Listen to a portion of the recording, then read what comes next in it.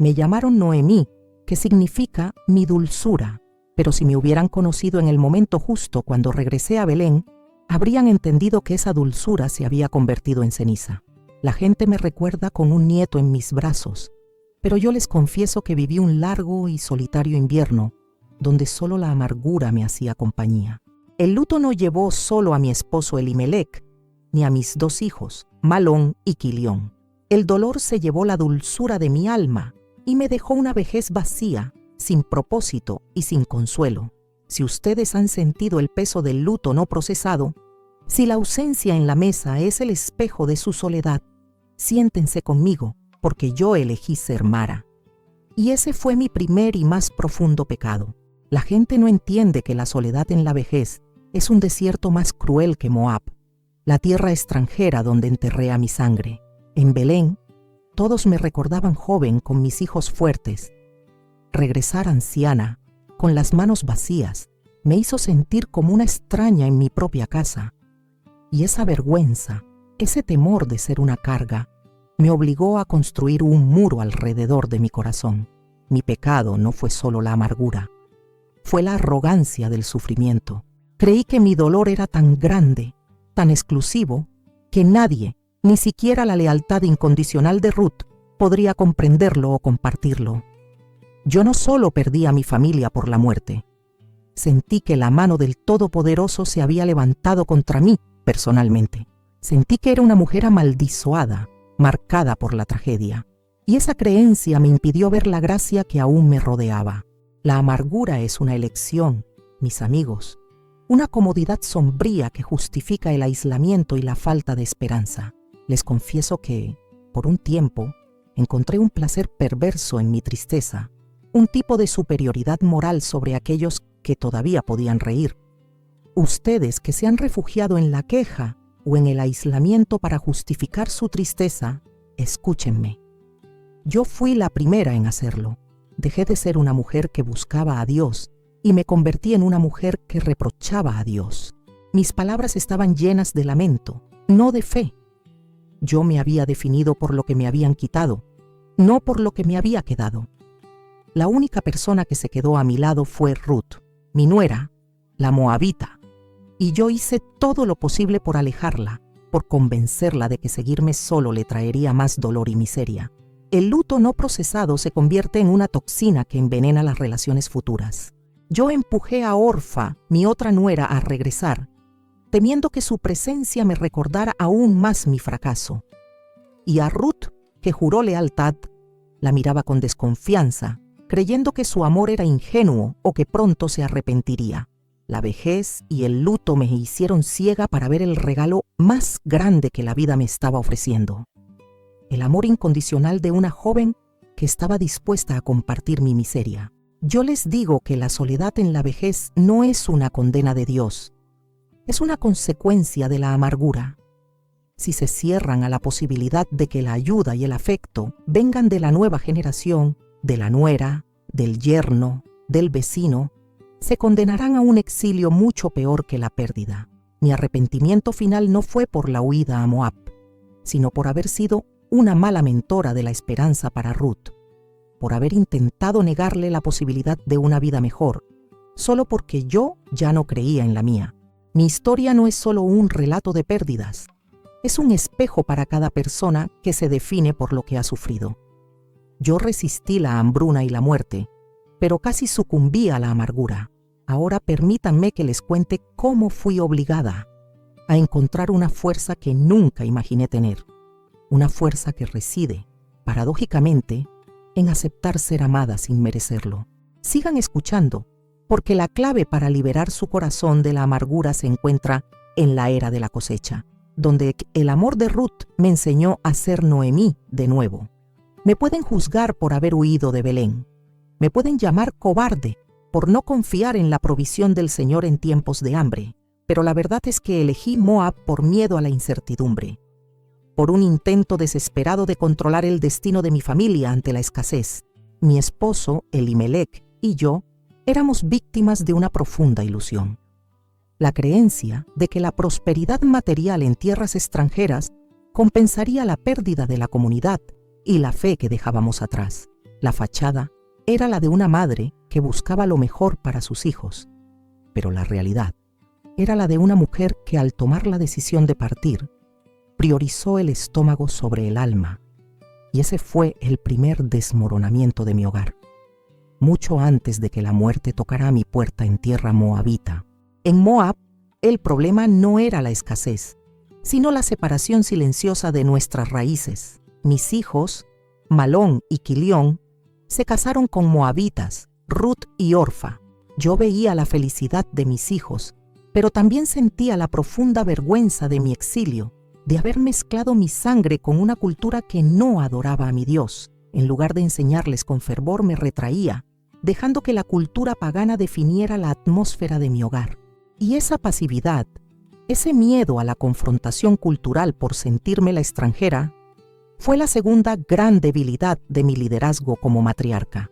Elimelec, mi esposo, estaba tan enfocado en el negocio de la subsistencia que no vio la lenta erosión de nuestras raíces espirituales, ni la pérdida de nuestra identidad. La vida me cobró esa huida con creces.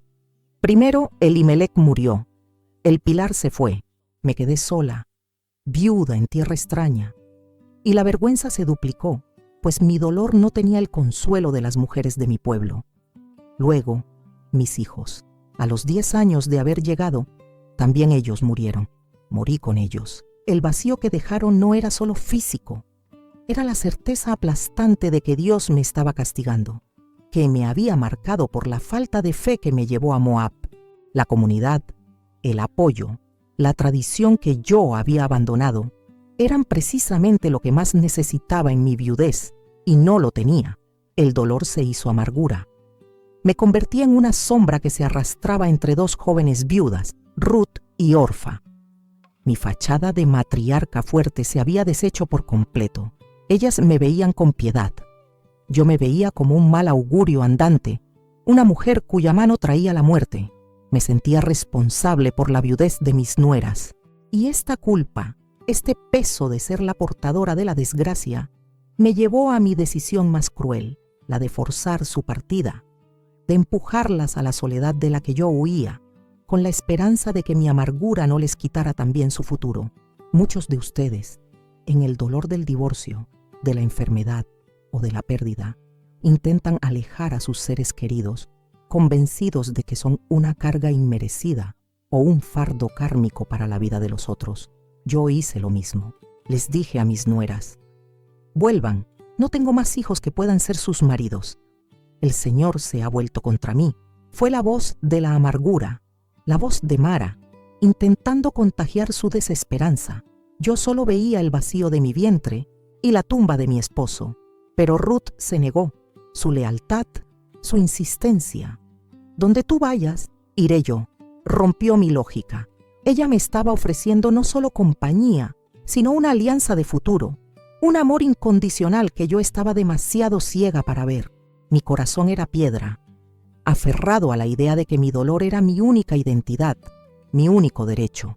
Yo era la Noemí que huía del amor, intentando ser una víctima solitaria que se definía por sus pérdidas, sin darse cuenta de que esa era una forma sutil de rechazar el consuelo de Dios. Si sienten que el luto, la pérdida o la soledad los está haciendo huir del amor que tienen cerca, si están empujando a sus Ruths por miedo a la pérdida, les ruego que se detengan.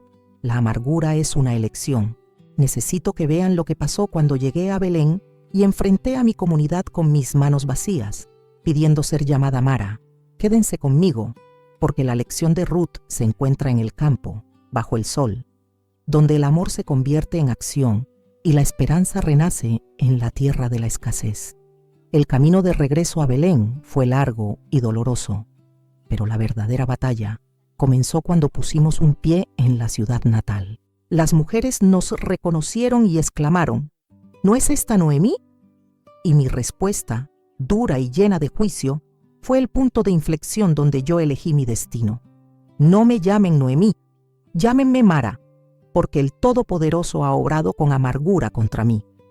Esta declaración pública no fue solo una expresión de dolor, fue un juramento de identidad. Al elegir ser Mara, yo renuncié a la esperanza, al consuelo y a la posibilidad de que Dios o la comunidad aún pudieran ver dulzura en mí. Mi elección fatal fue definirme por la pérdida, sellando mi corazón contra cualquier bien futuro. El error fundamental de este momento no fue la tristeza, sino la arrogancia del sufrimiento. Yo asumí que mi dolor era el más grande, el más justificado, y que tenía el derecho divino de infectar a todos a mi alrededor con mi amargura. Al condenar a Dios públicamente, justifiqué mi propia inacción y rechacé el consuelo. Vimos el campo, pero mi mente solo veía las tumbas de Moab. Esta elección de convertirme en Mara tuvo consecuencias inmediatas en la relación con Ruth. Mientras ella intentaba ser el puente hacia la esperanza, yo era el muro que la empujaba al exilio. Mi amargura se manifestaba en pequeñas acciones. Yo miraba a Ruth, la joven, la moabita que había jurado lealtad a un Dios que yo estaba renegando, y solo veía el peso de mi responsabilidad. Ella no tenía nada. Yo no tenía nada que darle, ni siquiera esperanza. En lugar de decirle, gracias por tu amor, busquemos juntas la solución, le dije, no hay futuro para ti conmigo. Eres joven, debes buscar tu descanso. Intenté obligarla a buscar un esposo, no por su bien, sino para liberarme del fardo de su lealtad, para ser la víctima perfecta, sin testigos que me exigieran luchar. Muchos de ustedes que están atrapados en una crisis prolongada o en el luto, cometen este mismo error. Se aíslan, rechazan la ayuda y se niegan a ser consolados por el miedo a ser una carga. Creen que el aislamiento es una forma de protección.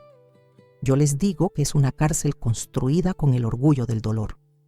Mi amargura me hizo ciega. Ella me impidió ver que la lealtad de Ruth era el único tesoro que habíamos traído de Moab, el único milagro vivo. Yo estaba tan enfocada en lo que me habían quitado que desprecié lo que me había quedado. La gente de Belén se acercó con compasión, pero yo les negué la oportunidad de consolarme. Les conté mi historia llena de reproche y queja, cerrando la puerta a la fe que me había visto salir. Y Ruth, la extranjera, fue la que tuvo que tomar la iniciativa. Ella dijo, iré a espigar en los campos, buscaré favor. Ella asumió el liderazgo de nuestra supervivencia, mientras yo me quedaba en casa, sentada en mi propia miseria, cómoda en el papel de víctima. Esta fue la humillación silenciosa que la amargura me impuso, perder el liderazgo de mi propia vida a manos de una joven que yo intentaba enviar lejos. El punto de inflexión, el momento más amargo, no fue la muerte, sino la renuncia a la vida que yo hice en esa entrada de Belén. Al pedir que me llamaran Mara, yo condené mi vejez a la soledad y a la inacción. Me convertí en una observadora pasiva, esperando el fin, mientras Ruth, la moabita, trabajaba bajo el sol, intentando resucitar mi esperanza con el fruto de su esfuerzo. Ella se convirtió en la proveedora y yo en la anciana que se queja. Si su dolor los ha llevado a definirse públicamente como amargados, víctimas o sin suerte, les pido que detengan ese juramento ahora. Su palabra tiene poder. Mi amargura me separó de la comunidad y del gozo. Acompáñenme al campo de la cosecha, donde la acción de Ruth me obligó a despertar. Dejen un comentario diciendo, elijo la dulzura, y avancen conmigo hacia el lugar donde el amor se convierte en estrategia. Al elegir ser Mara, la amarga, condené mis días en Belén a una existencia gris y sin propósito. Mi vida se convirtió en un eco vacío del lamento, y el precio de ese nombre autoimpuesto fue la ceguera emocional. Yo miraba a Ruth, que cada mañana se levantaba con el sol para ir al campo a espigar, y en lugar de ver la fuerza de su lealtad, veía la prueba de mi pobreza y la humillación de mi dependencia. Me obsesioné con el hecho de que ella, la moabita, tenía que proveer para mí, la hebrea, la que se suponía que tenía un Dios de provisión. La amargura es un velo que te impide ver los milagros. Solo te permite ver las carencias, y yo vivía esclavizada a esa visión limitada, sintiendo que no merecía la gracia de su sacrificio. El dolor de la vejez se hizo más pesado porque me negué a compartirlo. Mi amargura me impidió volver a orar con fervor. Mis palabras a la comunidad eran solo reproches sobre cómo la mano del Señor se había levantado contra mí. y esa narrativa constante de víctima me alejó aún más del consuelo. La gente me respetaba por mi sufrimiento, pero me temía por mi juicio y mi visión oscura de la vida.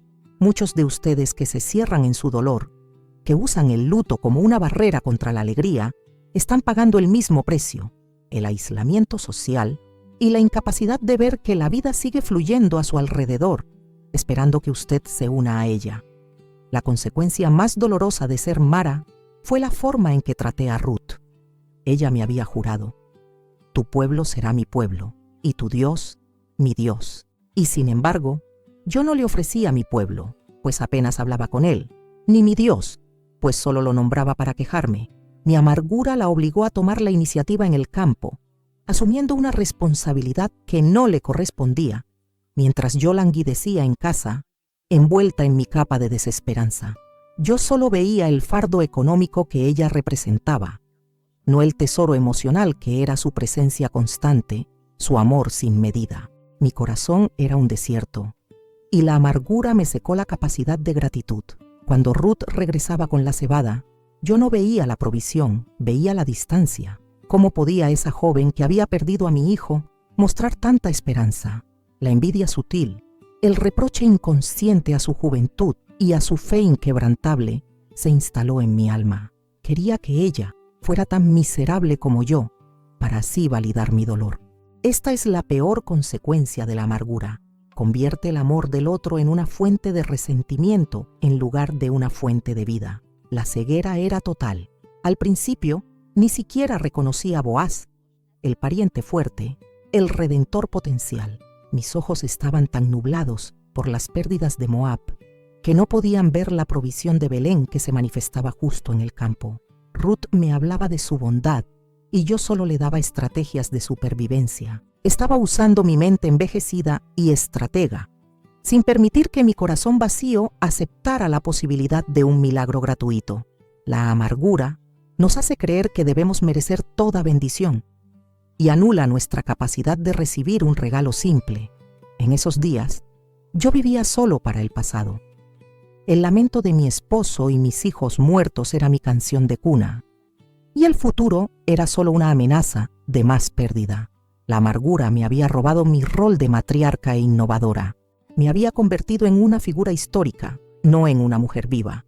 Yo era la Noemí que había fallado, y ese nombre, Mara, era la prueba de que había permitido que el dolor me definiera totalmente. Si en su vida han dejado que el luto o la pérdida se convierta en una identidad permanente, les ruego que entiendan la lección. La amargura no honra a los que se fueron, solo condena a los que quedan a una vida de aislamiento. Es hora de romper ese ciclo. Hemos tocado fondo. Suscríbanse a esta conversación para no perder la estrategia que usé para quebrar mi amargura y empezar a vivir de nuevo. El punto más bajo no fue la muerte en Moab, sino el momento en que me di cuenta de que mi amargura no solo me estaba matando a mí, sino que estaba estancando el destino de Ruth. Un día, Ruth regresó a casa y me habló con admiración de Boaz, el pariente fuerte, y de su bondad en el campo. Yo había oído el nombre de Boaz, pero mi mente, bloqueada por Mara, solo había visto una ayuda temporal. Pero al ver el brillo en los ojos de Ruth, la esperanza genuina que yo había intentado extinguir, sentí un golpe de realidad. Si Ruth se quedaba conmigo, no solo sufriría la pobreza, también perdería la oportunidad de un futuro y de una familia, y yo sería la responsable por mi pasividad. El amor, finalmente, me obligó a despertar de mi letargo de víctima. Esa noche, por primera vez en años, me arrodillé no para quejarme, sino para orar por Ruth. No le pedí a Dios que me devolviera a Elimelec o a mis hijos. Le pedí que bendijera el futuro de mi nuera, que la liberara de la carga de mi amargura. Fue un acto de rendición total, porque al orar por ella, yo estaba admitiendo que su vida era más importante que mi dolor. Grité: Señor, no permitas que mi sombra caiga sobre su vida. Abre la puerta que mi amargura ha cerrado. Fue un clamor de amor desinteresado. Y en ese acto, la dulzura de Noemí, que había estado dormida, comenzó a respirar de nuevo, sintiendo la necesidad urgente de ser estratega por amor.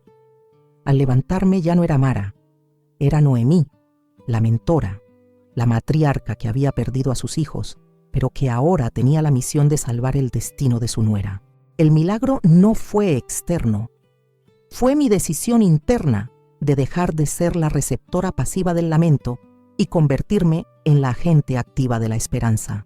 Entendí que la única forma de honrar la lealtad de Ruth era dejar de verla como mi caridad y empezar a verla como mi responsabilidad, mi única oportunidad de redención en la tierra prometida. En ese momento, mi mente envejecida, que antes solo recordaba la escasez, comenzó a operar con estrategia. Recordé la ley del pariente redentor, la figura de Boaz. La amargura me había cegado a las posibilidades legales y espirituales que tenía en Belén. Le hablé a Ruth con claridad y propósito, diseñando el plan para que ella se presentara ante Boaz. Mi voz, antes llena de queja, se llenó de autoridad y conocimiento. No la estaba empujando al exilio, la estaba guiando a un hogar y a una alianza. Ustedes que han estado en el fondo del pozo, paralizados por la pérdida, deben entender esta lección. La acción por amor rompe la parálisis de la amargura. Si están luchando contra la soledad, el luto o la depresión, dejen de centrar toda su energía en su propio dolor y busquen un propósito fuera de ustedes. Yo encontré mi curación al enfocarme en el futuro de Ruth, al invertir mi última gota de esperanza en su vida. Ella me salvó al atreverse a seguirme, y yo la salvé al atreverme a dejar de ser una víctima y volver a ser una estratega. Mi acto de rendición no fue de debilidad, fue de máxima fortaleza. Me liberé del yugo de ser Mara y abracé la tarea de ser la mentora que oraba y actuaba. La redención de mi vejez no vino de la resurrección de mis hijos, sino de la responsabilidad de guiar a la única hija que me quedaba. La vida siempre ofrece una estrategia de salida. Solo tenemos que estar lo suficientemente sobrios de nuestro dolor para poder verla, y sobre todo, para poder ejecutarla. Si esta historia les ha dado el coraje para salir de la pasividad y actuar por amor, incluso cuando el dolor es grande, les pido que den un paso de fe práctico. Vayan ahora a las redes sociales, encuentren a su Ruth, alguien a quien puedan ayudar, y envíenle un mensaje de esperanza. Dejen el aislamiento y actúen. Vienen las últimas 2 partes, donde les revelo el fruto de esta acción valiente. La sabiduría que gané en Belén, después de mi rendición, es la más valiosa de todas. El amor no se define por el tiempo que dura, sino por la lealtad incondicional que elige quedarse cuando tienes las manos vacías. Yo había intentado definirme por las pérdidas de Moab, pero Ruth me obligó a definirme por su fidelidad. El verdadero consuelo de la vejez no viene de la resignación, sino de la aceptación activa de la ayuda que la nueva generación está dispuesta a ofrecer. Para ustedes, que sienten que la vejez los ha convertido en un estorbo, les digo, la fuerza de Ruth era un regalo de Dios para mi luto, un recordatorio de que la vida siempre provee una alianza si estamos dispuestos a recibirla y a dejar de ser Mara. La amargura me había cegado a las posibilidades. Solo cuando dejé de lamentarme y empecé a actuar por el felicidad de Ruth, pude ver el destino. Boaz, el pariente redentor, el hombre que nos dio pan y protección, siempre estuvo allí, en Belén. Yo estaba tan absorta en mi historia de víctima que no reconocí la provisión que me rodeaba. La lección es profunda.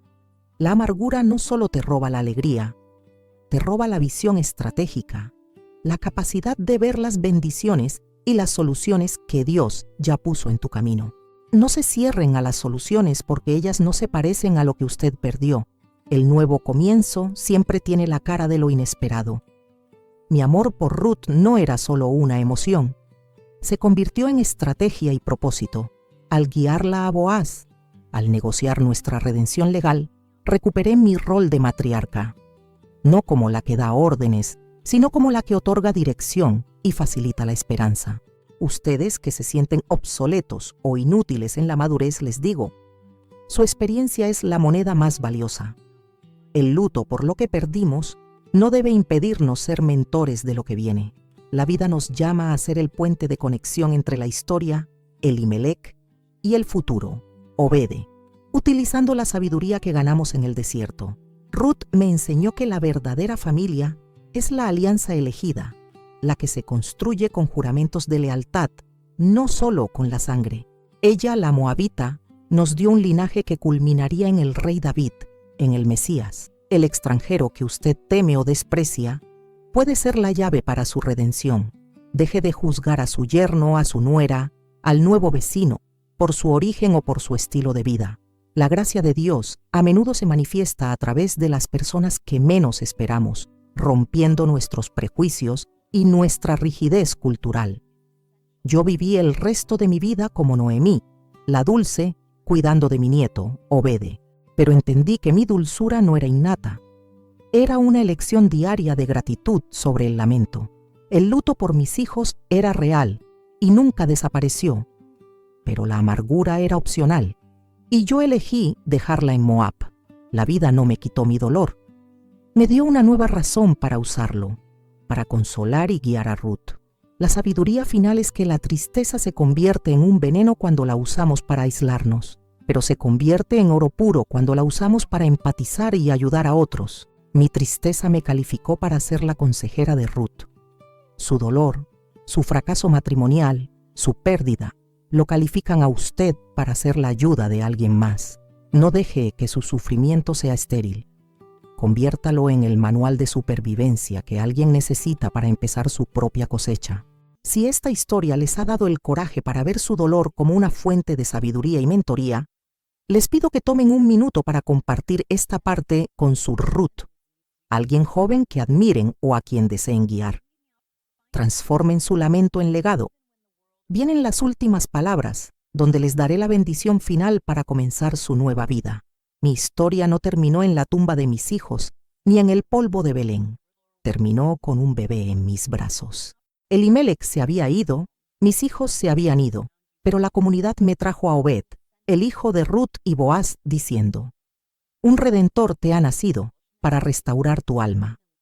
Y en ese pequeño cuerpo sentí la dulzura de Noemí regresar no como un título, sino como una elección de vida. Comprendí que la vida siempre te da una segunda oportunidad, pero esta vez la vida se manifiesta de manera diferente a la que planeamos. No esperen que la redención venga de la resurrección del pasado. Vendrá de la aceptación humilde y agradecida del amor que la nueva generación está dispuesta a ofrecerles, restaurando su alma a través de un propósito renovado. Ustedes, que han caminado conmigo a través de esta verdad, deben llevarse esto. El luto es necesario, pero la amargura es opcional. Yo elegí ser Mara y me convertí en una sombra. Elegí ser Noemí de nuevo y me convertí en la abuela de la esperanza, la bisabuela del rey David. El poder de su palabra es inmenso. Si se definen por la pérdida será su único legado. Si se definen por la resiliencia y la gratitud, estarán sembrando la semilla de Obed, el que sirve y restaura. Miren a su alrededor. Hay una Ruth en su vida, alguien que está trabajando duro y que solo necesita su sabiduría estratégica para encontrar su Boaz. No sean la barrera, sean el puente. La soledad en la vejez no es un destino inevitable, es un muro que construimos con el miedo a ser una carga. Mi miedo me hizo rechazar a Ruth. Su amor me obligó a aceptarla, y al hacerlo me salvó del exilio emocional. Les pido que rompan esa cadena de aislamiento. El amor de sus hijos, de sus nueras, de sus yernos, no es caridad, es alianza. Es la gracia que Dios les permite recibir cuando sus propias fuerzas ya no alcanzan. Su valor no se ha ido. Se ha transformado en el conocimiento que solo los años y el dolor pueden dar. Mi historia, finalmente, es una guía para que entiendan que la curación de la pérdida comienza con la acción. No se queden sentados en el portal de su casa esperando la limosna del destino. Levántense y busquen el campo. Busquen la oportunidad de mentoría. Busquen la manera de ayudar a otros. Yo encontré mi curación en la estrategia, en el cuidado de mi nuera, en el acto desinteresado de guiarla hacia la estabilidad. La acción, el propósito, es el único antídoto verdadero contra el veneno de la amargura. Recuerden siempre el contraste. La fuga a Moab me trajo la muerte y el aislamiento. El regreso a Belén me trajo la comunidad y el linaje. La verdadera sabiduría es saber cuándo dejar de lamentar la pérdida y empezar a celebrar la provisión, incluso la provisión que viene en manos extranjeras. No juzguen la ayuda por su origen, júzguenla por el amor con que es dada. La humildad de recibir el regalo de Ruth me permitió recibir el regalo de Obed. La paz en la vejez es la recompensa por el coraje de romper con la narración de la víctima. Yo fui una superviviente, no fui una víctima. Y mi vida se cerró no con el lamento, sino con la alegría de saber que, a pesar de mis errores, contribuí a una historia más grande. Ustedes también están contribuyendo. Su sufrimiento no fue en vano si hoy deciden transformarlo en sabiduría y consuelo para alguien más. Mi dulce vida, Noemi, se completó con la llegada de la restauración, Obed. Váyanse de aquí con una misión. Hoy rompan con un acto de amargura. Si han estado resentidos con un familiar, envíenle un mensaje de perdón y gratitud. Elijan la dulzura sobre la queja. Les deseo que la restauración toque su alma como el nieto tocó la mía.